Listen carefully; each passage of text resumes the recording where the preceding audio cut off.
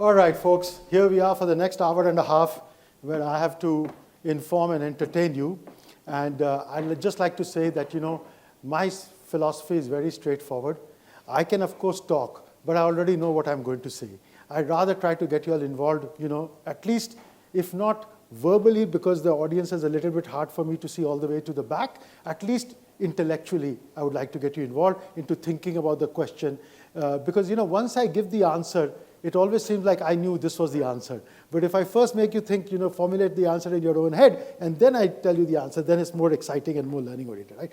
So the first thing to remember is that last 2022 was the first year where these two companies were the two largest companies in the world by revenues. We can, rank companies in other ways, number of employees, stock market valuation, but by revenues, which is where the customer is voting with their dollars, these were the two largest companies in the world. And never in the prior history of corporate had two retailers occupied the top two spots in the largest companies. Usually used to be oil companies, car companies, things like that, right? But never, retailing companies. And two retailers are in the order. So regardless of whether you are interested in Walmart versus Amazon, and I know you are because you're here, but for anybody, there is always something we can learn from the largest two companies in the world. And both of them have become largest two companies, not like over hundreds of years. The one has been around for 30 years and the other has been around for 60 years. I mean, that's it, right? In that portion, they've become the largest companies in the world. So I'm going to, start by asking you a question, and then we are going to slowly reveal the book, because some of you I know have read the book and others have not read the book. So I want to keep everybody engaged, right? So the first question, as a marketing person, you always ask is, who is the customer, right? Who goes to shop at Amazon and who goes to shop at Walmart? Amazon online and Walmart offline store, right? Now, what do you think would be the answer to this? Is there, The same person, right? So that is the book's answer, right? That basically we show. Why? Because if you think of yourself, you shop both online and offline. Now, when Amazon started, it was a very small, distinct consumer segment. But as time has gone on, 95% of Americans shop at Walmart, and about 75% today shop at Amazon. So the overlap has to be minimum 70% by mathematically, right? So most people shop at both. So the interesting question is not who shops at Walmart versus offline. And by the way, now again, every once in a while, I will try to pull general lessons out of it. The general lesson in marketing, which is very important, something that I learned over 30 years in my career, was that demographics is not a great way to segment a market. It's not a good predictor of consumer behavior. So demographics is a very poor segmenter in many ways, right? Marketers love demographic segmentation. Why? Because it's easy to identify who falls in which segment. That's why they love demographic segmentation. But demographic segmentation, all research has shown, is not predictive of behavior. There are some 50-year-olds who act like 20, and there's some 20-year-olds who act like 50. There's some males who act like females, and there's some females who act like males. It's not a great predictor of behavior, right? So that is the first lesson that I have on this. And I'm not going to go into all of these details, which are all in the book. But the most important thing is at the time of the book, it was 42. Now it's 75% have shopped at Amazon, right? But the more important nuanced question is that what people forget, people always think Amazon is a great data company, right? What they forget is that in 1990, when I used to teach the Walmart case, we used to have a saying in America: if you have a PhD in physics, you can either work for NASA or you can work for Walmart. It was the original data-driven company. IT was how they managed the business. They were the first company in the world not to use IT to audit what happened, but to use IT to run the business. But the kind of data that they have is very different. The data they have is what sells at which store connected to the neighborhood of the store. So they have only store-level data. They don't have individual customer data. What Amazon has is individual customer data. Why? Because Walmart's big problem with 10,000 stores is, in this neighborhood, when I open a store, what assortment should I have? Because I have a limited capacity, store capacity, even if it's a 100,000 square foot store, it's still a limited capacity. What assortment should I have? And that assortment they pick based on feeding in the data from the demographics of the neighborhood. That neighborhood demographic says, based on the sales of the other 9,999 stores, this store should have this assortment. That's the level of data they have. Amazon has individual customer data and past purchase data and past browsing history on Amazon. The combination of that means every time two people sitting next to each other, if they open the Amazon website today, they will get completely different storefront based on their past purchase and their past browsing history. Even the same customer, the next time they come to Amazon, will get a different interface and a different store. Why? Because of the purchases of last time I have to update. And what do they have at the back end? Very simple. I'm going to tell you conceptually, right? Forget all the data analytic thing. Conceptually, what they have at the back is there's a list of all the products they sell, x-axis. On the y-axis, all the products they sell. The whole correlation matrix is filled with the cross correlations. So if you bought these 10 products, then what they will do is they will look at, based on people who bought these 10 products, what's the highest correlated product that they bought. That will be the one presented to you when you visit. Very simple, right? It's not, people think it's a very complex model. Not a very complex model, right? There's some location information also added to that. There's some seasonality information added to that because different seasons, you'll buy different, in different location you have slightly different modification. But it's a very simple algorithm actually. It's updated 500 times a day. But the basic framework of that algorithm is very simple. So they have completely different kinds of data, even though they are both data-intense companies. So if we are not looking at who shops at one brand versus another brand, if I make it general, then the question becomes, why do they shop at one brand versus? What that is taking us into from demographic segmentation is taking us into needs-based segmentation. There are certain needs that I fulfill when I go to an online store. When I have a certain different set of needs, I go to an offline store. You see, so it's not that I'm not going to one store or the other. It's for different needs I go to online and for different needs I go to offline in different situations. So if you want to take one takeaway from this session, I would say for marketing, if you're a marketing person, it's never do demographic segmentation. 30 years in this consulting business, needs-based segmentation. That's what matters. And that is always an aha for the client because they're doing some kind of demographic segmentation. Because they have not done the conjoint analysis necessary to come up with the needs-based segmentation. Okay. Again, I'm not going to go into this detail here, but the answer is very straightforward. And I've made it, of course, very stark in my picture to make it look different. Amazon is the blue line and Walmart is the orange line. And of course, there are 4 kinds of things. As a customer, I'm looking for time, product assortment, price, and service. So if I want to go for waiting time, if you want the product now, you have no choice but to go to a physical store. It's not going to come online. So physical store is the thing. Travel time, transaction time, nobody's going to beat Amazon. You can sit in your pajamas anytime, day or night, without traveling anywhere. One click with Amazon Prime, the thing is going to be delivered to you next day. Right? Same thing, assortment. Even the biggest Walmart store is 500,000 square feet, but it can't compete with the endless aisle of Amazon. So breadth, depth, assortment will always be dominated by Amazon. But when it comes to, price, this is very interesting because people's perception may not be reality.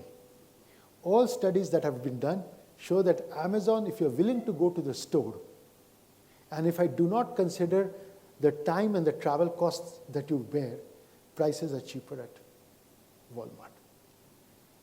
And we will come into why later in the presentation, right? There is a very simple explanation because, we can all have our own opinion, but we can't have our own mathematics, right? The mathematics is the mathematics, okay? And then, if you, of course, want to touch, feel, see the item, you have to go to the store.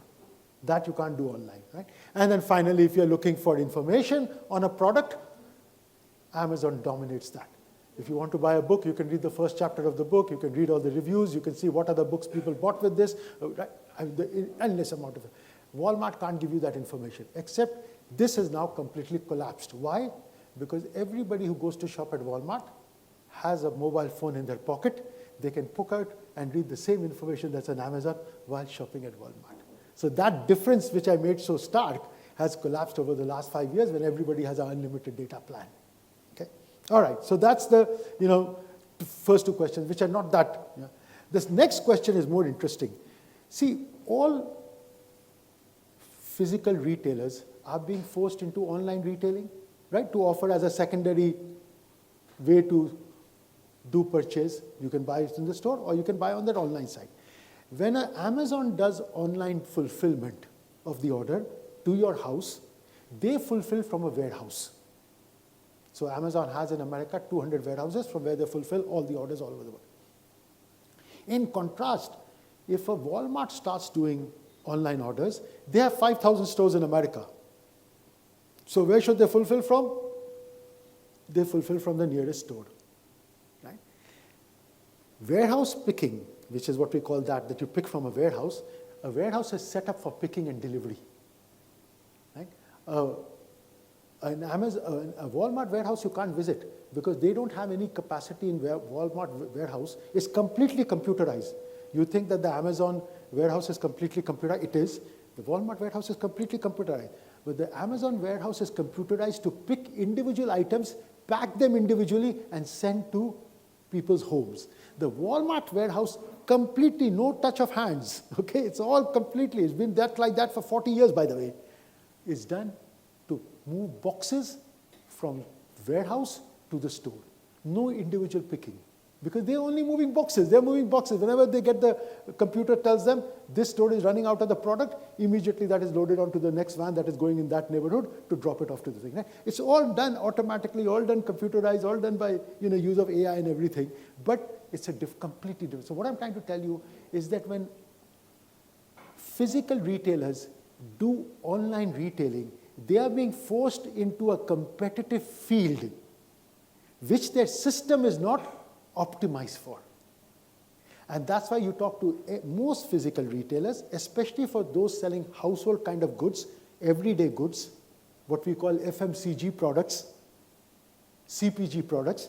If you talk to them, they'll tell you online sales are value declining. They are profit dilutive. Why?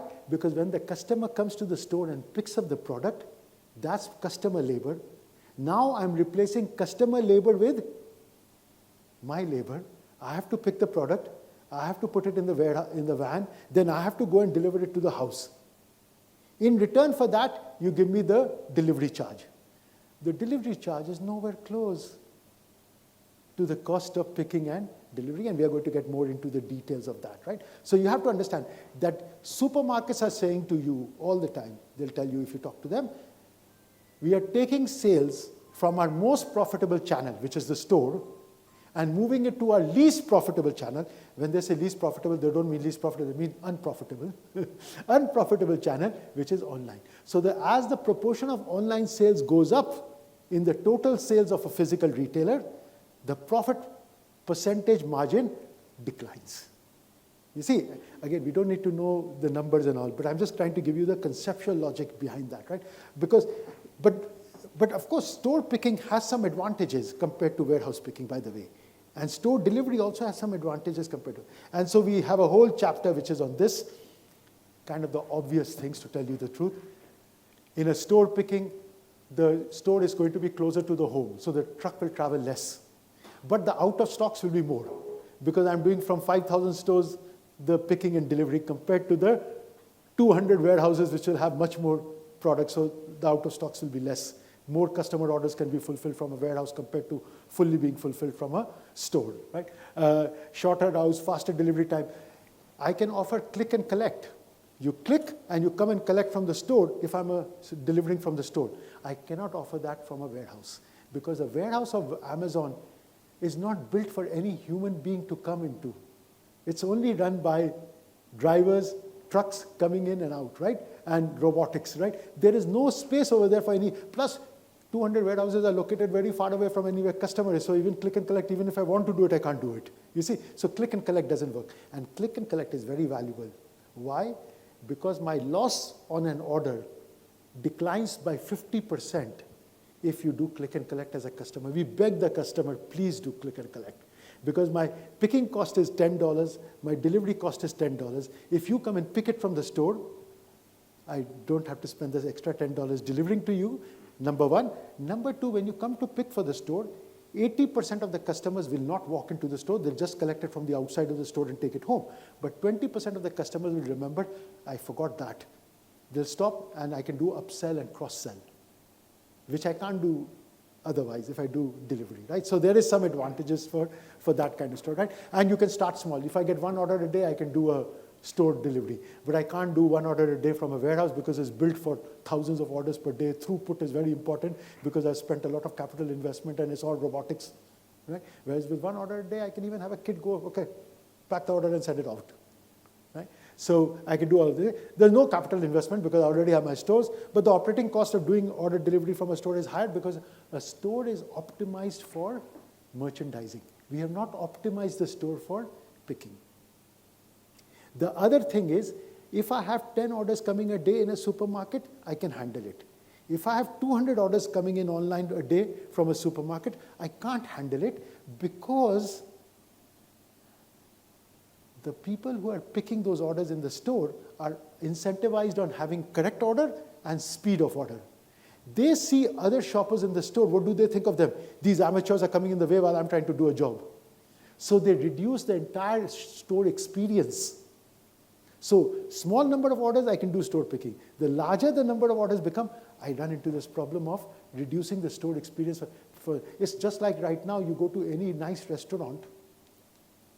First thing you have to do is go past 10 Uber drivers before you walk into the restaurant. Your entire experience is gone. High-end malls in Singapore filled with Swiggy and Uber and Ola drivers, right? I mean, suddenly this high-end mall like Paragon, which is where I used to live in Singapore, is suddenly the whole atmosphere has gone down because it's mostly drivers hanging around there, half our drivers hanging around there, right? So you see, this thing of trying to fulfill the orders from an existing physical structure, which has not been. Now, of course, if I build a new mall, what will I do? I will have a separate delivery area where they can pick up from. All the people, please send your order down there, right? The guys come over there. I will have a toilet for them. I'll have a little sitting area for them. I'll have a little parking area for the scooters and all. But we are retrofitting, you know? And retrofitting in high-end, very expensive street is not that easy to do because every space is very valuable and has already been taken up. So that's the problem. Warehouse, we have great advantages of picking, automated picking efficiency, fewer errors, fewer unfulfilled orders, truck optimization, but the delivery time will be longer because it's further away. We can't do returns. Customers tell you, number one thing for returns they want is to be able to return to the store. While they prefer to order online, returns they prefer going to the store and returning. Warehouse, I can't offer that. If I do warehouse picking, I can't offer that, right? And of course, I need a scale to justify that. And we will come to this substantial cost. Capital is needed for this, right? Because when I teach the Amazon versus Walmart case to my students, the first thing my students tell me, you know, Prof, you're an old guy. You don't understand this new business world. I say, I don't. You know, that's why I'm standing here to learn. They tell me, when you have an online store, retail versus offline retail, you don't have the 10,000 stores of Walmart. You only have 200, so you don't have the same amount of capital required.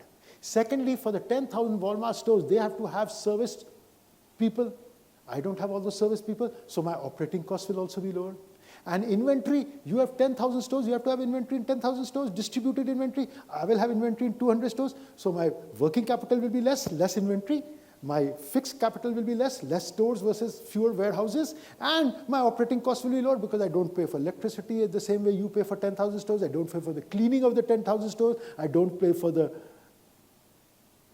staff of 10,000 stores, right? So, and the parking lot, real estate costs and all of these things that you have to do, right? So they say this will be such a profitable model compared to the physical retail, which works on 3-4% margin in general. Generally, retail, physical retail across the world, especially the everyday goods we are talking about, work on 3 to 4% margin. That's about the margin, right?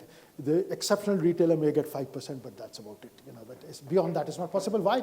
Because people compare prices all the time. You're not selling anything unique. Whatever you sell, the other retailers also sell the same products with the same prices, right? So you can't get higher margin than that because you'll become uncompetitive. Now, there's one interesting fact, though. Everybody thinks, so my young kids always tell me, physical retail is dead, we are going to have online retail. I say, yes, but can I just give you one data point? So the one data point I want to share with you is, that 70% plus of all books and electronics are sold online. 70% of all books and electronics sold online. 20% of all clothing is sold online. And only 2% of all groceries are sold online. So clearly, if online was going to take over the world, there seems to be some category differences, right? And so the question is, why do we see these differences in category? Why is not it equal across all of them? Again, you will give me the answer right away. For books and all, what is the advantage? You can get it right away. Even if you get it tomorrow, no big deal. I have written 10 books, my friend. I'm sorry to report to you, nobody steals a book. Leave it outside the door, don't care. Nobody's ever stolen a book. Okay? So, right? Compared to clothing, which is higher merchandise value, or groceries which are fresh and have to be put away right away. So already I have some logistical challenges which are coming in groceries, which I don't have in books. Secondly, for a customer to make out the quality of a book, every book of the same type, identical. No two apples are the same. If I ask you, okay, send me only ripe apples, what is a ripe apple for you differs what's a ripe apple for her. Not only that, for you, a ripe apple differs if you're eating it today or in 3 days. If you're making jam or you're putting it in a fruit salad. You see, impossible to make out quality online. That is another thing that makes the customer go to the... And for clothing, what is the problem? Fit. Fabric. Right? Now you know the fit is a very interesting thing because we have something in the clothing industry which is called vanity sizing. You know what vanity sizing is? For me, example, I only wear Dolce & Gabbana jeans. Why?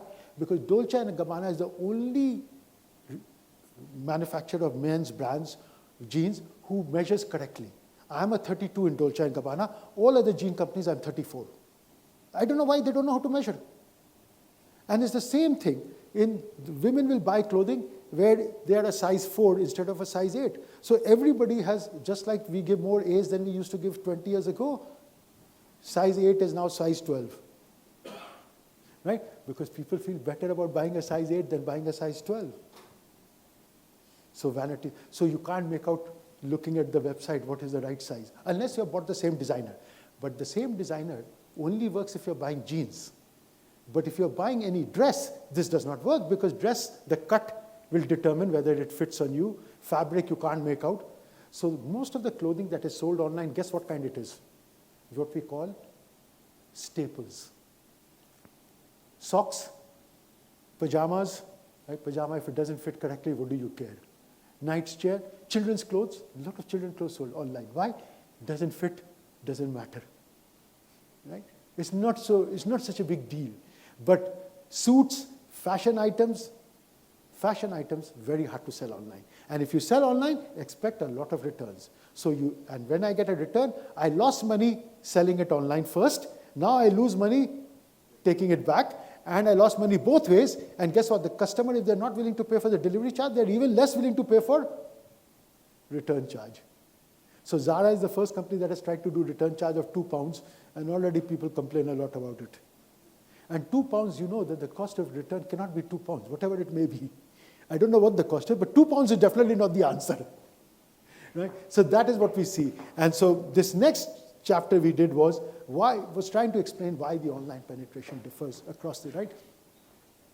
And we kind of talked about all of these things, so I'm not going to go into all of these. Now, but I want to spend a few minutes on groceries.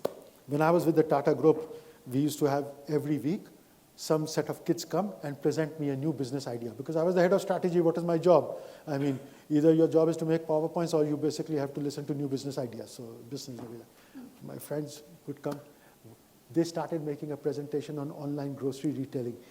Every online grocery retailing, and I've seen at least 20 of them, because the first online grocery case I wrote was 2000. Right? So for 25 years, I've been studying this. So online grocery, they will always start the presentation by saying, first thing, grocery is a $22 trillion market, because it is the largest market, right? So, and everybody in market research says they love to order online. Right? What is the problem with online grocery retailing? The problem is in any basket of grocery, in developed world, I can say for sure, I did this in Switzerland, I did this in UK, I did this in US. In any developed market, there will be three kinds of products. One will be ambient, like paper towels, laundry detergent. Second will be chilled, fruits, vegetables, fish, chicken, right? And the third will be frozen, ice cream, whatever else, right? Which means that when I go to deliver this, the truck that I have has to have 3 compartments, and the order has to be of the same person, has to be played in 3. So when the guy reaches the destination, he has to or she has to go into each of the 3 compartments, pull out the same bags. Then, unlike a book, you can't throw in the front. You have to call up the person, go up to their flat, drop it in their apartment. Little chit-chat is always expected. They will tell you, no, please put it in the kitchen, right? Then you have to return the old bags, right? What am I doing to the efficiency of the logistics? And what is the average order size? Okay, forget USA. I know USA is $80. What do you think it is in India, the average order size on grocery retailer? 500 rupees? Let's take 500. We know gross margin in that industry is not a secret, is 25% for the retailer, right? 75% goes to the supplier, 25%. So I'm going to make 125 rupees gross margin.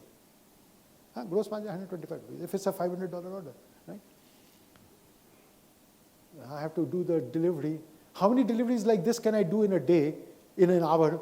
If I have to go and drop it off in the house, how many can I do in an hour?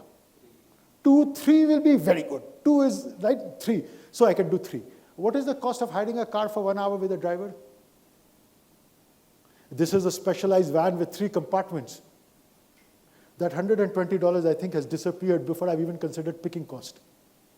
And any other overheads I may have as a retailer. You see, a completely loss-making business. And you know, if you're losing money per order, remember one thing. If you're losing money on a fixed cost basis, you make it up with volume. Because more volume makes up the fixed cost. If you're losing money on a variable cost business, the more you sell, the more money you lose. So I always tell, the more successful you'll be as a grocery retailer, your profits will grow more negative. You see, and more sales, economies of scale are diseconomies of scale. You're going to lose more money, not less money, just because you have more scale, right?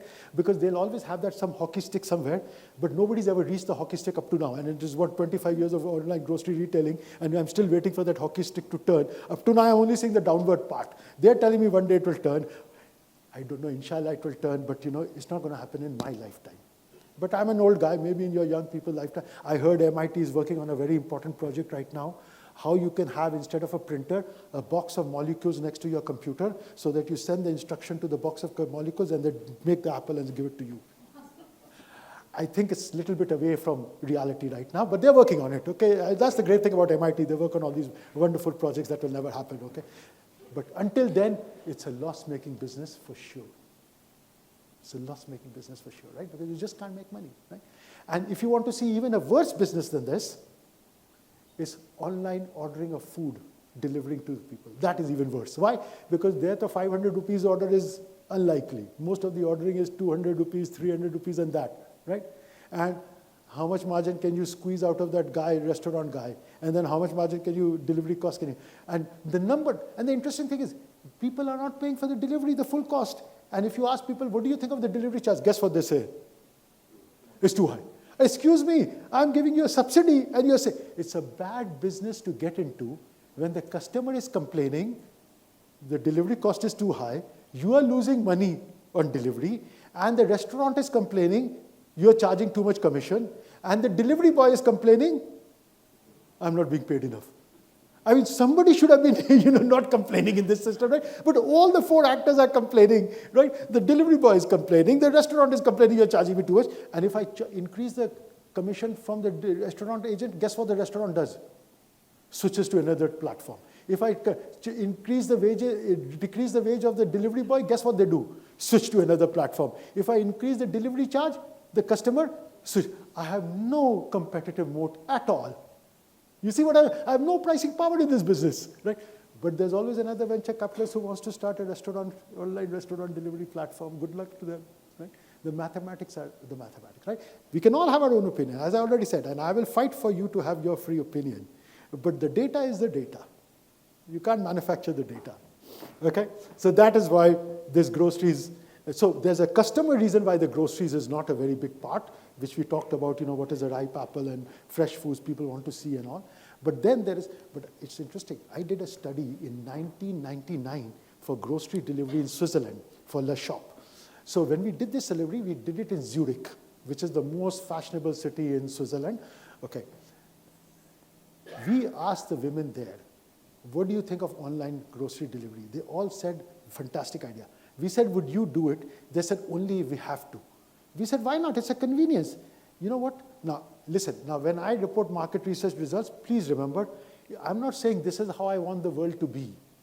I'm not saying that. I'm saying this is what the customer is telling me, right? I'm not saying it's good or bad. I'm just telling you what the market research reports. It's not me saying I would want the world to be this way. So when we ask the women, these same women who are highly educated, go and work full time, right? Are dressed very smartly in mini skirts. They said, grocery retailing I like to do myself, if I can, unless I have to do online. I said, why do you say that? We're doing in-depth interviews and all. They said, part of the definition of being a mother is to go and do the grocery for my children and for my family. You are a losing battle against centuries of indoctrination. I can try, but centuries of indoctrination that I'm going to be working against, right? So it turns out that also the customer is resistant to that for many reasons beyond the obvious ones, Okay. How are we doing on time? Okay, I have 5 more minutes. We'll do now, my friends, it's a bit late in the day to do mathematics, I know, but you will do mathematics the way I do it. I try to do it. So don't worry about the numbers. Just listen to the story behind the numbers. The numbers it's all in the book, right? So, like any great company, what is the role of an annual report? You know what is the role of the annual report? Is to make sure that nobody understands what I'm doing in my company. That is the fundamental. If you can understand what I'm doing in my company with the annual report, I and the auditors failed this year. Right? And Amazon is not a company that likes to fail. So from the Amazon annual report, you can't make out anything. For example, if I ask a simple question, how much sales of online retailing did Amazon have last year in America? Impossible. How much profit did they make on AWS? You can make out. How much profit did they make online retailing? That number cannot be figured out. So I made a lot of assumptions and all. Luckily for me, my undergrad is in accounting and my master's is in finance. I'm not going to take you through all the numbers. All I'm going to tell you is, it turns out that Amazon has 5 major kinds of revenue. Physical stores, they have some physical stores, very small. $17 billion only comes from that out of $407 billion at the time of this book, right? So very small, right? It's nothing. We can ignore it. Third party, 103 billion. What is this 103 billion? All the third parties who sell on Amazon, this is the 15% commission that they charge them. They're not charging them they don't put in the book the entire value of what was sold. They only put in the book the 15% commission they charge, plus any services like fulfillment by Amazon that you take care of, right? All of that is put in there, right? Any delivery services and all. That's 103 billion. That's a Alibaba business model, right? Then other, which is advertising. What is advertising for Amazon? They sell your data to the people who are trying to sell on marketplace, right? And the brands, 33 billion, okay? Then there's subscription, which is Prime membership, 33 billion also. Online retail, which is the balancing number, right? Because some of these numbers were given, is about, for North America, it's about 150 billion. So Amazon retailing is only a $150 billion business in America, right? And now remember, this is the largest retailer in the world. We all agree the most sophisticated online retailer in the world. The one with the longest experience, 30 years, and this is the most sophisticated, most advanced market, America. If they don't make money in this market in online retailing, it's unlikely you and me are going to make money in online retailing in any other market, right? This is the most sophisticated, most advanced, right? And they're the largest online retailer in the world, so there's no more economies of scale that we can count on, right? All of this is in their favor, right? Now, of course, this data they're never going to reveal. So we have to make educated guesses, okay? So I know that 17 billion physical stores, maximum they could make is 1 billion. We know that the total profit they make in America is 7.3 billion, not counting AWS. I'm not counting AWS, which is reported separately. It's 7.3. So the profit from all these 5 streams has to equal 7.3 billion. 1 billion I'm taking out because that's from the physical stores. That leads me to explain 6.3 billion. Now this third-party commission is a Alibaba kind of business. Alibaba makes 29% margin. So if they make 30% on 103 billion, that would be a lot. Let's say they make 10 billion. Right? What is 20 billion amongst friends? We forget about that. So now I only have to explain 14 billion of losses, right? Because I took out 6 billion from the 20 billion they're making here, right? Because this is a pure commission business, right? All I'm doing is charging the commission, right? Then advertising. Advertising may, what is the margin? Free, 90% margin, right? Let us say they're very inefficient, okay? Because they're Amazon, they have so much money. Maybe they make 2/3, 21, 22 billion over there. So I had 14 billion in losses, now I've added 22, that becomes 35 billion, okay? All right. Now, this subscription, Prime, I'll say, is to support online retailing. So let's club it together. So that means they're losing 33 billion in online retailing. That's about 25%, something like that they're losing on online. And this is the most sophisticated online retailer in the world, longest history, innovator, largest market in the world, everything is in their favor, right? Even then they're losing, right? Okay. Now this is one way to do it, but we could go another way to do it. The other way we could go to do it is, we could say, you know what, let us go from, this was a top-down approach, right? Instead I'm going to go a bottom-up approach. A bottom-up approach tells me, don't look at all the numbers. I have over here the sales numbers, number of employees, inventory for Walmart versus Amazon, and total assets for Walmart versus Amazon. Now remember, you all told me earlier that we have no assets, we have less inventory, we have less operating costs. So the margin should be higher for Amazon, the return on assets should be higher, the asset turnover, sales divided by assets, should be much higher for Amazon, and the inventory ratio should be much higher for Amazon. What does the data tell me? Amazon's has usually been lagging Walmart on inventory ratio. Only in the last year they've started improving. They have been much worse on asset ratio. Asset turnover of Walmart is double that of Amazon. I mean, hello, one is an online company and the other is a physical store chain, right? And then sales per employee, pretty similar. So there is something happening here. Now I do another thing.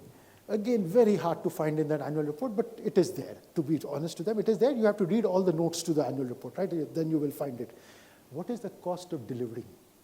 It turns out that they have two parts. One is fulfillment. This is sending it to this is the cost of running the warehouses and the customer service. The second they call shipping cost. That's the cost of bringing the product from the suppliers and sending it to the customer's home.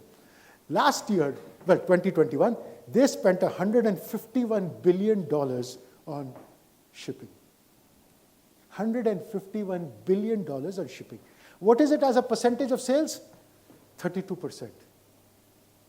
Now, my friend, we already said that the margin in this business is 25%.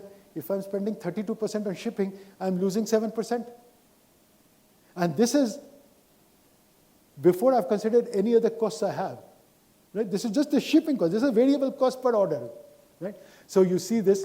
And the other thing you notice, the shipping cost declined 2001 to 2006 from 24 to 17 and then went up and has been going up continuously. So economies of scale are not working for you. Now the question is, how come it declined and then went up? You know what happened in 2006? In one word, Prime.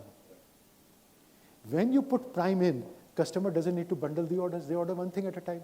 So of course, your shipping cost as a percentage of sales goes up. I have no incentive now to be efficient for you. And so I will end with this. By the way, the last year's data is no better, in case you were wondering. Now, you know what? All these numbers I computed are wrong. You know why they're wrong? Because I took AWS and advertising into it. AWS में तो कोई shipping है नहीं. AWS has no inventory.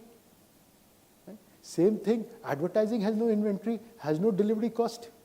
So if I strip those out, then the percentage of shipping to cost goes to 42%. And last year they spent $180 billion on shipping, which is more than the GDP of the 50th richest country in the world, which is Kuwait. You want to get into business against them, you better have the GDP of Kuwait in your pocket. So this, my last point is, why are they doing this? Because they are seeing the numbers also, right? Even if they don't reveal it to us. I had to work very hard to get the numbers, but they are seeing the numbers themselves every day. Why are they doing this? So my last point to you is, at Google, you go on Google, you get search for free. In return, they sell your eyeballs to the advertisers. You go on Facebook or Meta now, you get social media for free. In return, they sell your eyeballs. In Amazon, you go for shopping, they give you shopping for free. In return, they sell your eyeballs. So the thing that is saving them in the future is advertising. And advertising now, last year was $47 billion. And this advertising is what is it? Past purchase behavior we are selling to the, right? Now, Jeff Bezos, till 2018, said we do not believe in advertising. So it's not like when he started the company, he knew that he's going to get advertising. Even 2018, they only started reporting advertising revenues separately in 2022. So it's a new thing. They pivoted, and they continue to find a way, but that's. And if you look at Amazon versus Walmart, Walmart has $82 billion of online sales. 82 billion. Amazon, despite trying so many different physical formats, has failed in all of them and are now retrenching from it. So as an online retailer, there's no doubt that Walmart is now the second biggest online retailer after Amazon. They have 82 billion in sales. Right? In fact, India is the only country where they're ahead of Amazon. But I think that data is slightly questionable because Flipkart is a terrible business compared to Amazon in terms of execution. And the biggest thing is retail media is the hottest market. It's beaten search. So, by the way, Google and Meta together have seen their duopoly as a percentage of total digital advertising decline 5 or 6 years in a row because retail media is the fastest growing. All right, my friends, shall we end with that? We have many more slides, but you can read the book. Okay. Why don't I invite my two friends, Shubha and Neeraj, because they are going to join me in the panel and we are going to go from there. All right? Good evening, and thank you all for being here, and thank you, Nirmalia, for that very thought-provoking presentation. Nirmalia's book is a deep dive into two retail giants of our times. And he's given you a whole bunch of detail, and I'm sure you can read the rest in the book.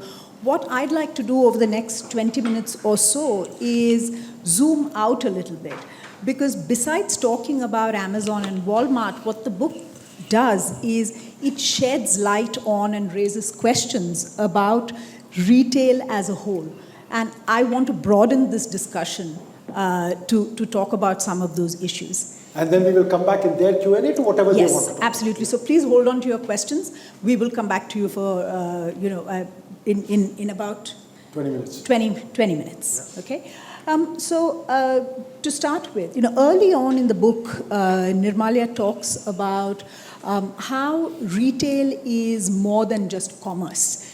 He talks about it as an essential aspect of society, as an integral part of, the urban landscape and even the spirit of a city itself. Now, given that online retail has been so transformative across the world and certainly in India as well, and given the speed with which it has caught on in many markets, how do you think this has impacted the way we, our expectations and our behaviors as customers? And also, how is it reshaping our cities and our society? Neeraj. This is a tough chicken and egg problem. Did society influence Amazon or did Amazon influence society? And I was just thinking, yesterday I was talking to my mother's maid who's from a small town in Jharkhand. There was some need for vegetables. She said, let's Blinkit it. In her own dialect, she said, let's call it from Blinkit.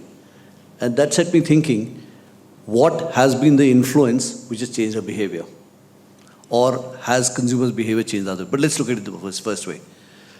So I think clearly it's influenced people to look for anytime, anywhere, I need to get it now. Right? It's influenced by saying, if I want a particular type of gobi, I need to now. And it's highly personalized their choice. The ranges are available much more.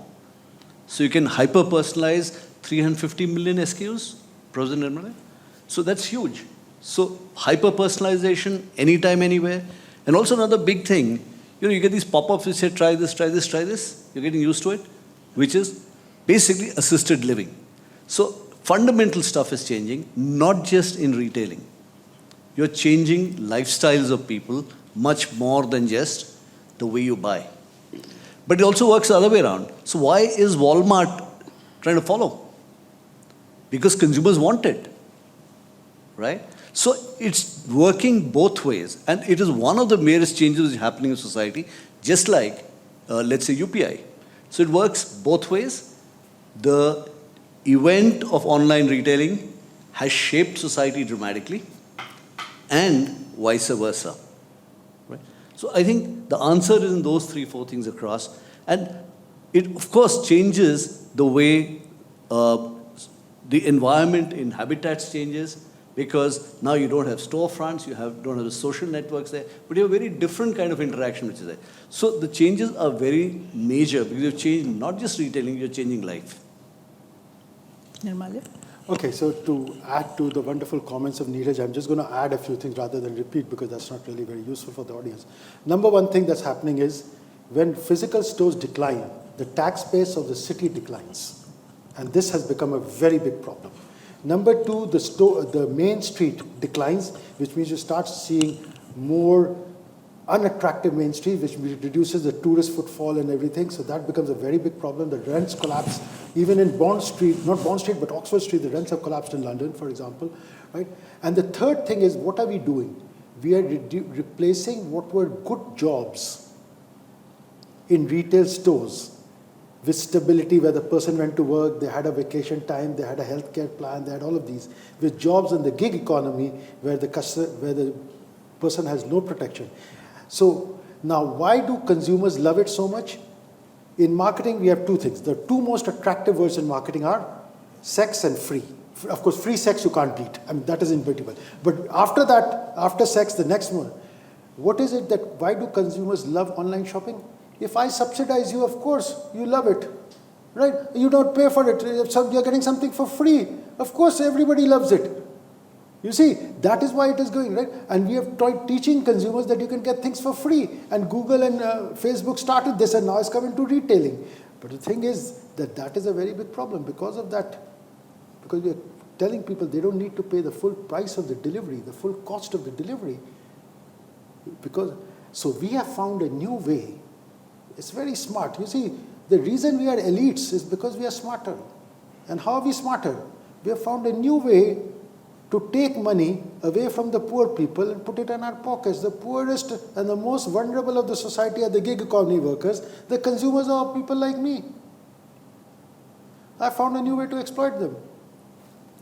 Yeah, I mean, in fact, let's talk a bit more about that, because especially in India, the quick commerce market is absolutely exploding, right? I mean, I was reading an article, an interview with someone from Big Basket, who said that last year, 1/2 of the new customers they acquired were pure quick commerce customers. So we're talking of, what Big Basket calls BB Now, or their competitors call, Instamart or Blinkit or Zepto, right? So that is the demand for instant delivery. Now, this morning I got a promo on WhatsApp for gold and silver coins to be delivered in 10 minutes.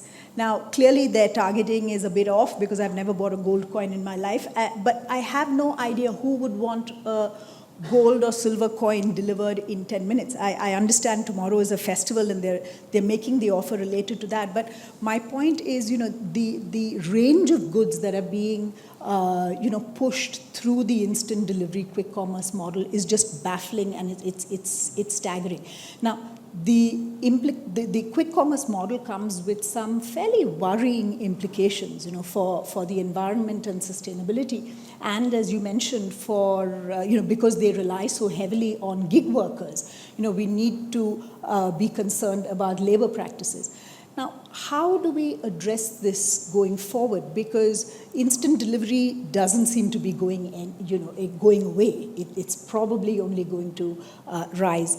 Now, how can we address this? And are there examples of companies or consumer groups or even governments that have tried to address this?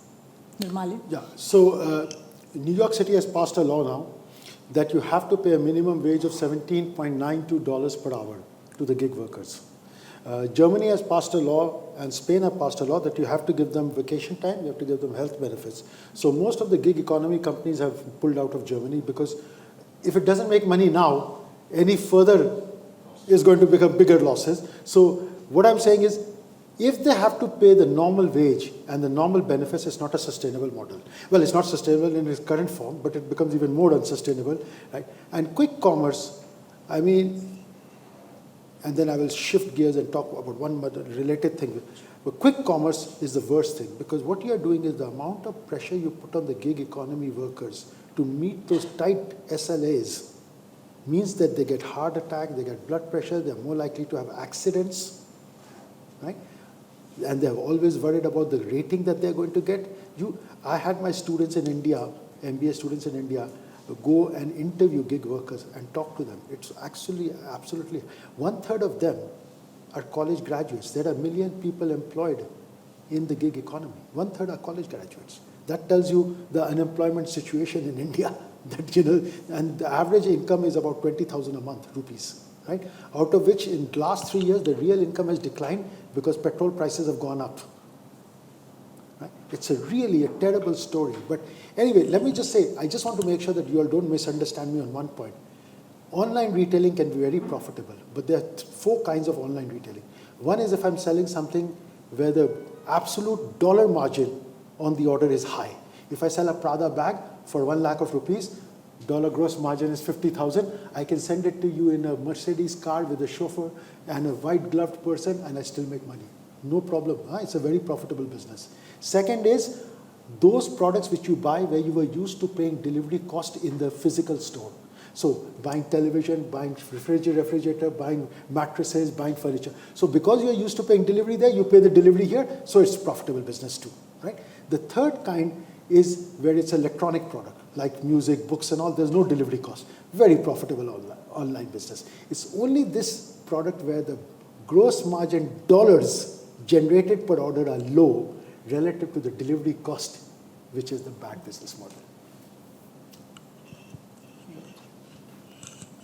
I think there are several issues involved with quick commerce, and some of them have got to do with the social dangers which are there. But really, it's like factories when they started. There were a lot of improper labor practices, right? So they certainly need to be enforced, but that did not castigate the fact that factories can be good. So labor practices need to come in which are controlled and well run. The second is, a lot of quick commerce is forcing greater efficiency into the whole delivery chain. So the dark stores are forcing faster deliveries, closer to consumer point, and actually are somewhat a move towards a more hybrid version compared to a straight-off Amazon service. Companies are being forced to restrict them to more metro situations. They haven't gone beyond the top 10 minutes, but it's unviable to go beyond them. So I think the forces of supply, the forces of social obligation, and the forces of consumer needs will converge at a point where it works always, right? Right now, the reason why it's moving ahead dramatically is because consumers love it. Yes, it's a free meal for them, right? But they love it because they don't have to wait for deliveries. They don't need to find the milk lying outside. It's a relatively smaller assortment which they take in, so they love it. So I think it's evolving, but the social controls will come in. You will have situations where efficiency models are actually better than doing a full-fledged Amazon stuff, and you will find a way to get an assortment which fits the profitability bill as well as the consumer need. So I do think it's good competition, and I think we'll see it being a major factor in how retail evolves. So basically, you're saying that the market forces should take care of it. Right now, there is a demand, and therefore, supply is trying to match it. No, I'm not saying that. I'm saying that basically there's the consumer need which is coming in, the social needs, and there is something which is coming in from supply models. Supply models also are changing. So they will come to an equilibrium point where the right assortment goes across. The chances of them totally dying out, who knows the future, but it's certainly not in the next 2 to 3 years. Okay. Speaking of the future, Nirmala, you make a strong case that the future is going to be omnichannel. I want to understand from you, Neeraj, whether you too see omnichannel as inevitable. Secondly, I'd like both of you to talk a bit about the evolution of omnichannel itself. I mean, right now, as far as I can tell, in most cases, you're seeing, click and collect, and you're seeing store returns. How do we see omnichannel evolving beyond this to sort of integrate other aspects of the shopping experience? See, I think if you've got to understand whether it's going to work or not, we've got to see what is retail changing. So in the path to purchase, what e-commerce is doing, for example, is changing what is better done where. It's changing the mix of it. And therefore, some categories which value that shift are the categories which prosper. So for example, if ordering is simpler, you want to do it at home, that part works well, but it doesn't work well where the ordering is not adding major value. Right? Now, on this whole area of omni-channel, certainly consumers will definitely become more omni-channel, for sure, if you look at it from a consumer's perspective. Certainly brands, because the other way to look at it, will be present in multiple channels. And there will be a tendency of the retail aspect also to be in more. However, what we are seeing is, as of now, there is no significant success of a big, successful omni-channel presence. It's there for brands, it's there for consumers, but whether you look at Amazon, as Professor Nirmala has said, they haven't really succeeded with the omni-channel. Neither has Walmart. I mean, yes, they're getting 17 billion there, but it's not the most profitable part. It's not really a very large part of the business. So right now, omni-channel is there to be there, certainly in consumer terms, certainly in brand terms, and there will be an attempt by channels to go in that direction, but success may be a bit more elusive. How would you respond to that? So basically, my thing is that you can't make money delivering products, but the data that you collect on the customer is where Amazon is going to make the money. So they are not worried about it. Do all retailers have that kind of a data play? Walmart clearly does. So it's not a problem because Walmart advertising revenues increased by 40% last year. So they are also very big on that. But every retailer does not. And then there are some retailers who say we are not going to go omni-channel, and they're doing very well with that. So for example, Lidl or Aldi, they don't do omni-channel. They're not interested in doing omni-channel. You want the cheapest price, you come to our store and you take it. We are not going to do any delivery. And that's fine, it works for their model, right? Same thing, duty-free is mostly when you're there, you're a customer, you're trapped. Tourist shopping, you can go to London and stay on Bond Street and do the shopping, or you can order at home. Tourists want to spend this entertainment. You see, so there is shopping that is entertainment, there is shopping that is, motivated by price, there's shopping that is motivated by hostage, duty-free, right? All of those, so there is a role for physical stores, but it is true that the role of physical stores as a percentage of the total retail sales will keep declining, and the role of internet or online sales as a percentage of the total sales will keep increasing, right? What we haven't figured out always is how to make that online part for everyday products profitable as yet, but if we have enough data, our hope is that that will be what we'll monetize to get to that profitability. Amazon is getting there very close to that, but I don't know if every retailer has that as a strategy. Okay, I'm going to ask you both one last question very quickly before we invite questions from the audience. In your book, towards the very end, you make a very fleeting reference to social commerce. And you talk about it as something both Amazon and Walmart need to watch out for. Now, I realize your book went to press before the whole sort of TikTok bill was passed by the US government. But my question is more broad, not so much about TikTok or ByteDance as it is about social commerce. Is that where you see the next big opportunity or challenge coming from? See, I don't see social commerce as any different from online commerce. I see them as the same thing. Wherever the customer's eyeballs are on the screen, if it's a website, it's online commerce. If it's an app, it's social commerce, right? In the end, it's the same thing, right? I have to follow, as a brand, I don't have any choice. I have to follow where the customer's eyeballs are. I don't have many choices in this. I can go with some other strategy, but it's not going to be a successful strategy, right? Eyeballs of the customer are now on apps. They used to be on websites. Before that, they were on TV. Before that, they were on outdoor advertising and magazines, right? This keeps changing. No, I think the consumer is the king, and apps customize it much, much more, the experience. And I think there's no running away from it. So I totally agree. Yeah, but the social commerce, the one thing that they've done, which is different, you are now making billionaires out of people who are YouTube celebrities and Instagram celebrities, and that is a very new thing. That's a very new thing. So that is a different way, that the advertising medium has become people rather than a program. And also it seems to be giving new life to sort of direct to consumer from some fairly small manufacturers/retailers, right? So already all of us are seeing lots of it on Instagram, for example, in India, right? Where small manufacturers, small businesses are able to sell to you directly. I think there are two other things which are facilitating this. So if you look at things like ONDC, right? It's facilitating small entrepreneurs to come online. Also, the whole social media setup has increased the power of one. So in a sense, this is a kind of a blowback over organization selling in organized retail. And it's enabling the individual to come on the surface. So things like ONDC, things like UPI are facilitating smaller transactions, smaller entrepreneurs come on board, and even the greater degree of customization is coming in that. So those factors certainly are helping. Okay, thank you very much, and thank you all for listening patiently. If you have a question, please put up your hand and someone will bring a mic to you.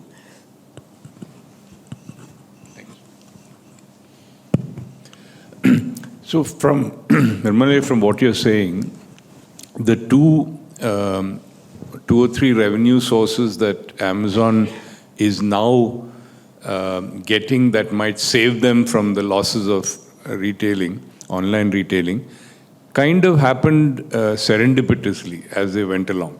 It wasn't there in the first 15 years or 20 years of their existence as a conscious strategy.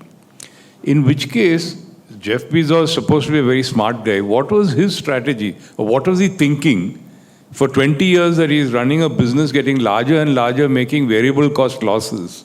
Where was the end of the... Because, these guys, they keep pivoting till they find the right business model. So not having the answer on day one is a different kind of traditional strategy, right? This is a different kind of strategy where you're building a platform to enable people to buy and sell. And you think that one day that platform will have value on its own because you have so much audience on both ends, supplier end as well as the customer end, because you're selling to both eyeballs. You're selling supplier eyeballs as well as the customer. So that is, interesting because AWS, when he started, the business we covered was very clear. Why is he doing AWS? He should concentrate on online retailing. And AWS was what survived them for 10 years, the profits from AWS. In fact, the profits from AWS are 80% of Amazon's global profits since the start, right? It's only now that advertising is the last 5 years story. Before that was AWS and the third part marketplace. The marketplace also only started 10 years after they were around. After that, they started the marketplace. Marketplace is very profitable. I just take the commission for selling to, what am I doing? I'm monetizing my idea. Actually, third party Marketplace is monetizing the audience just like advertising is monetizing the audience. That's the same thing you're doing. And Walmart and all have come late to this. They realize, heck, we have millions of customers. We don't have to put everything in our inventory. Let the other people also sell to these people. We'll just take the 15%. There's a lady back there who has her hand up. She had her hand up first. Let her have it. Just put, it's all on. Just speak into the microphone. Yeah. Thank you all for your insights. I'm processing the insights from today's conversation. So my question is for Mr. Neeraj Chandra, and this is based on your profile. You've said that you've shaped large brands like Fair and Lovely, and we just had Sam Pitroda speak last night about South Indians being like Africans. What do you feel about the social responsibility of promoting a brand like that and the impact it has on the larger environment? See, social impact for brands is very much there. And these conversations keep on changing over time. But there's no denying the fact that brands have to respond to the social environment and its requirements on that. So it's a no-brainer. How do I feel about it now? About promoting Fair and Lovely. Firstly, I did it many years ago, and I don't recollect what was the context of it. But certainly, I think we need to be sensitive to not promoting a racial kind of a tone. Certainly, we should not impose views on people which promote abnormal behavior. You could equally argue most of cosmetics does that in various ways. They promote, in a sense, vanity around. So there are social reasons, and there are also reasons where you can view things as two sides of the same coin. But since you asked me a specific question, should we be responsible? Yes, we should. In fact, the brand, I think, has changed its name and its position also since then, by the way. But I've been totally dissociated for a long, long time, so I can't speak for them. Good.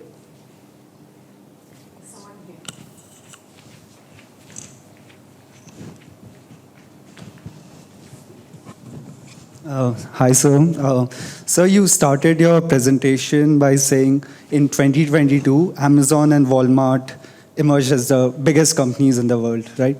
So just to take it a bit back, like this is just, I believe this is because of COVID. Fresh out of COVID, they merged with higher profits. So I want to know, like during COVID, were these companies favored by the government over the expense of, millions of small retail stores and local retail stores? Like, why was Amazon considered a essential service, whereas not a local small retail store? And also, like, how Walmart thrived during COVID, if you could talk a bit more about that. So, I mean, to tell you the truth, Walmart has been the largest company in the world for the last 20 years. Okay, it's not a new thing and they're still the largest company in the world by quite a lot, $50 billion to $60 billion, right? So it's the largest company in the world for a long time, right? Secondly, what did COVID do? COVID only fast-forwarded the speed at which people adopted online, because you had no choice to adopt online, right? So that's what happened in COVID, that people adopted, and not only Amazon, everybody had to adopt online. Whether you were a restaurant, everybody had no choice but to adopt. And companies are in the business of survival, so they have to adopt it. You don't adopt, you're going to die, right? So I don't think the government had anything to do with Amazon or Walmart being favored or not favored, to tell you the truth, personally, from my perspective. For example, the warehouses, Amazon warehouses, people were congregating there, otherwise the service would not have... How did Amazon survive COVID? Because if the warehouses are not, why were the Amazon lockdown not imposed on warehouses? No factory would be producing anything if I don't allow people to congregate, right? I mean, every factory had congregation of people, right? We put in place some protocols, but we could not say you can't have the factory running. You need people to run. I mean, okay, Germany is different. In Germany, to run a factory, I need a dog and a person. The job of the dog, keep people away from the factory. The job of the person, feed the dog. Right? But this is not India. This is not most places in the world. Okay, so we have to have people congregate to deliver the services to the customer. And we can't just stop all of that, but we have to put in protocols to help them. We have to put distancing laws. We have to put in relative. No choices, right? I mean, I don't think it's a favored that Amazon warehouse is being favored over any other manufacturer who also congregating to manufacture products. Is it on? Hello, sir. Interesting presentation. So my question to you is, so since Walmart is a loss-making entity at the moment, considering its revenue, so what's stopping it from copying the model of Costco, Costco's business model, that is a subscription-based service? No, Walmart is not a loss-making company, has never been a loss-making company. Yes, sir. Walmart is a highly profitable company. So, but its revenue has been decreasing, right, for past few years? No. Last year, its revenue, 2023 revenue went up by 6.1%. 6.1% on a base of 600 billion. Okay, on a base of 600 billion, when you increase your revenue by 6%, that's $36 billion internally generated growth.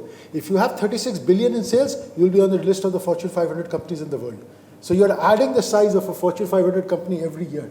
You know, because 6% doesn't sound like a lot, but 6% on 600 billion is $36 billion of extra sales, right? So they're a very profitable company, they're a very fast-growing company, and one of the reasons I wrote the book was to explain to people that there's a role for physical stores just like there's a role. All the sex and all the market cap may be going to the online, but don't forget there's a role for physical stores, and each one of us has been to a physical store this week. Right? Convenience stores, another great example. 7-Elevens are booming, right? Because you'll always need the kirana store.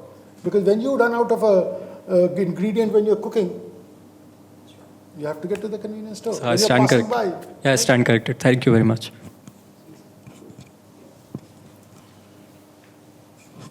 Yeah, thanks for the insights. I haven't read the book, but just a question around the profitability comparison. And everybody's been talking about, which is more profitable.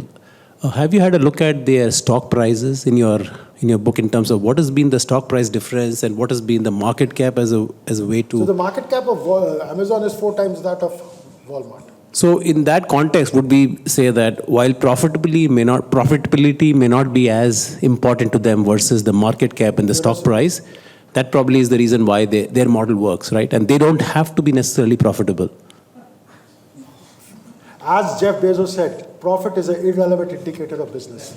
And he's convinced the market that is true. Right? What is market cap? Mass psychology of the people who believe that, right? When the market cap falls by 50%, then you don't say market cap is not the right thing, right? Whereas, see, as a manager, I can control profits. I can't control and manage market cap. So I cannot give a market cap KPI to managers because they can't control the market cap. You have to give managers what they can control. Profitability they can control.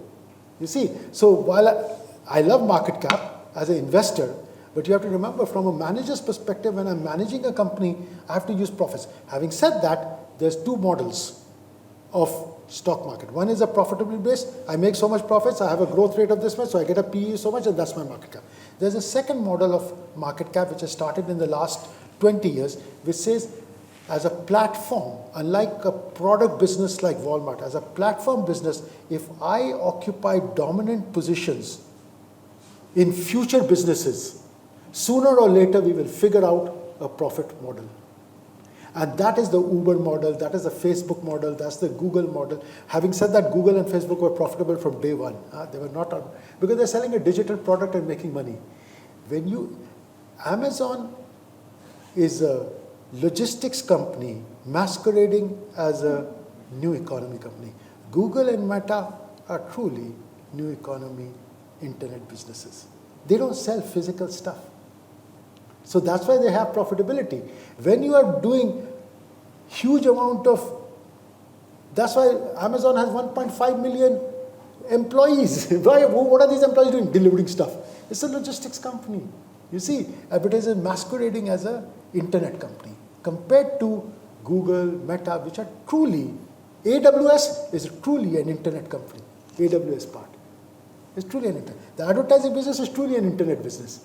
And that is but not the logistics part, right? So all these gig economy companies, that's why I don't believe in them, regardless of the market cap, because these are logistics businesses.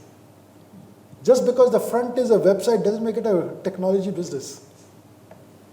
And the sort of track record of innovation. Therefore, the market expects Amazon to continue on that track. And they're also generating a lot of profits now. Whereas, I want to tell you, of the top 10 gig economy companies in the world, Not a single one makes any money. Most of them make more losses than the revenues. All top 10 gig economy companies. There is no proven model of profitability.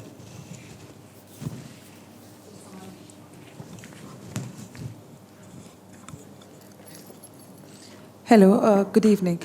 I look forward to your book. Closer to your... Right. By the end of the presentation, you mentioned that Flipkart is way more inefficient compared to Amazon, but Walmart is only leading in this market compared to Amazon. Is there something different about this market? Is there? Anything different about India as a market that where Walmart is leading Amazon? Yeah, see, Walmart is leading here because they came in through an acquisition, right? Having said that, most of the insiders tell me that Flipkart and Amazon are more or less equal size. Flipkart is juicing its GMV number more than Amazon. Amazon has decided to go for the profitable products of clothing and stuff like that, whereas Flipkart is mostly juicing it with mobile phone sales and on which you don't make any money. Secondly, any customer who buys from both tells me that the customer service of Amazon is far superior and they're building a sustainable long-term business, customer-oriented business, whereas Flipkart has not done that, right? So, but for Walmart, it was a great acquisition. Why? Because they did not have a growth story, they did not have an e-commerce story, and they didn't have e-commerce sales. By taking over Flipkart, they suddenly got e-commerce sales. The day they took over Flipkart, the market cap was 230 billion. After Flipkart acquisition, it was 280 billion. They paid 17 billion. It was a very good deal. Everybody said they overpaid by lots, but they got a growth story and they got the e-commerce sales. Yeah. Prof, I think beyond the financial measures between these two giants, are there any social, cultural, intangible values that these two organizations left behind? So, Amazon is built for exploration. Try things, hundreds, have few hits which become big. It's like a venture capitalist. You see, it's built with exploration. The managers they have are used to ambiguity. They feel comfortable with uncertainty. They can flip on a dime. And they're into constant innovation, constant seeking new ideas, pivoting as well. Walmart is built on exploitation. Exploiting a known business model, running it to perfection. They meet budgets, they meet deadlines, and they execute relentlessly. Right? Both companies are fantastic companies, but they're fantastic in different ways. The kinds of people who will go to work for Walmart are not the kinds of people who will go to work for Amazon. Amazon people like uncertainty, feel comfortable with ambiguity. Walmart people like certainty. They want to know what is the strategy, what is the execution, what are the numbers we are delivering this year, and they will meet those numbers. It's completely different cultures. I'd just like to add on one thing here. So Please. Clearly, Walmart is what can be called a value maximization kind of a role. In the sense, you've got a business, run it efficiently, run it well, and a lot of Amazon could be said exploration, value creation to do things. So these are two very different things. I think the other way is Amazon's betting on the changes happening much more than something like Walmart. So if you look at technologically, they're betting on it. If you look at the whole way of focusing much more on the end consumer changes and distribution and delivery versus vendor optimization in the case of Amazon. So the entire model is one focused around changes which Amazon is riding its entire company on, whereas the Walmart business is relatively a more continuing business where they're riding on efficiencies, effectiveness, and so on and so forth. I heard you say, Prof, that the real estate around Walmart store goes up whenever the store comes, right? I heard you say that. The real estate value of the neighborhood for any Walmart. I heard you say that. Yeah, of course. Yeah, and my common sense says an online is building trust, right? Imagine somebody in Kashmir selling their best pashminas to somewhere, in a remote area, right? So beyond this trust, and the real estate value. Are there any other intrinsic things that we sort of missed seeing the value these two setups bring up to us? No, so Amazon is based on two things. It is based on you getting the convenience of delivery. Amazon has built the entire business model around customer convenience. Walmart has built the entire business model around price. It's two different propositions. You want the cheapest price, you will go to Walmart. You want the convenience of ordering at home, you will go to Amazon. So they're built around two customer propositions, you see. And the real estate, actually you will be surprised to hear this, Amazon has a huge real estate portfolio because of all the distribution centers, because there are 200 warehouses. But 200 warehouses doesn't mean they have planes, thousands of trucks on order. They have secondary depots, because from the distribution, see, if you go to my building in London, we have 120 apartments in my building. They know on any given day, so many mobile phones will be ordered from this building. If you order a mobile phone, you'll get it within 3 hours. Why? Because there is a local point at which they've already shipped the order for the mobile phones for the next day in advance of waiting for it, right? If I'm getting orders every day, I know so many have to be shipped over there. I'm not going to wait for the order to ship from my warehouse. So I have a secondary depot where I break bulk, and then a third level depot where I hold the product in advance for this thing, right? That's how I get you that delivery in a day. Otherwise, getting a delivery in a day from the warehouse is not possible. It's not possible, right? You see, it would not be possible. It's only because I'm doing anticipatory shipping. That's what Walmart's skills are different. How do I make a store? How do I cut the cost? How do I sell it the cheapest? That's what they focus on. One of the questions that I had, I think it got partly answered, was what justifies the valuation of these businesses? Sorry? What justifies the valuation of these businesses? Very right? easy. I'm not a finance professor. I don't know the answer to that. Yeah, fine. If you can tell if you could predict market cap, I would not be sitting here with you wasting my time. I'm sorry to tell you that, right? There are much better and easier ways to make money.